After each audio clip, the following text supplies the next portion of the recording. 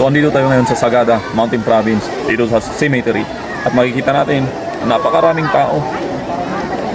Ito yung ginagawa nila taon-taon kapag November 1. Ito yung tawag na panag-aapoy. Yan. Ayan, ito yung makikita natin dito sa cemetery, dito sa Sagada. So maaga pa lang, yan o, yung oras natin. Alas 5 pa lang. Ay ganito na karami ang tao dito sa Sagada. Yan. Pinag-aapoy ang tawag dito, yung tradisyon na to, panag-aapoy. So maliban sa kandila, meron yung apoy. Makikita natin na sama-sama ang pamilya na pumupunta dyan, bata man o matatanda.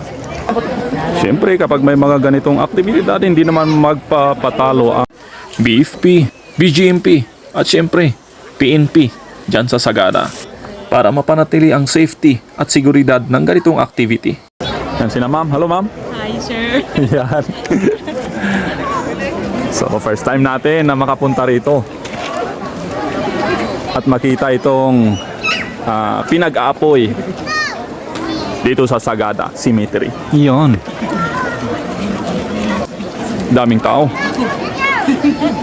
Ganito ang itsura kapag maliwanag pa. Shoutout nga pala sa lahat ng mga followers natin dyan na nakasalubong natin. Shoutout na rin sa mga turista na dumalo para masaksihan ang ganitong aktibidad. Andyan din yung mga vlogger, mga content creator, at isa na ako doon para masaksihan at makita itong panag-aapoy. Ang panag-aapoy ay isang mahalagang kultura at tradisyon dito sa Sagada Mountain Province. At ito ay minana pa sa kanilang mga ninuno. Pinapakita nito na mayroong pagtutulungan at pagkakaisa ang community. Pinapakita rin nito ang pag-aalala at respeto sa kanilang mga ninuno. Ang nakita ko rito, ang na-observe ko rito ay sama-sama yung pamilya para mag-alay ng bulaklak at magdasal para sa kanilang mahal sa buhay. Ang isa pa na nakita ko rito ay yung mga mahal nila sa buhay, yung mga kapamilya nila na nagtatrabaho sa labas ng Sagada o labas ng Mountain Province o yung mga nagtatrabaho sa malalayong lugar ay umuuwi para bisitahin ang puntod ng kanilang mahal sa buhay. So sama-sama sila bumibisita sa puntod ng kanilang mahal sa buhay. So at least na-unite ang kanilang pamilya. Mayroong pagkakaisa sa kanilang pamilya. Napansin din natin na hindi lang dito sa cemetery ito ginagawa.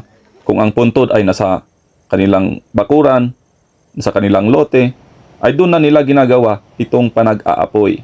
Kung gusto mo ring masaksihan ang ganitong aktibidad dito sa Sagada, pwede mong pasyalan kapag November 1. So meron man tayong mga iba't ibang kultura, iba't ibang tradisyon, pero ang mahalaga ay yung respeto. Respetuhin natin ang bawat isa, kung ano ang tradisyon ng bawat isa.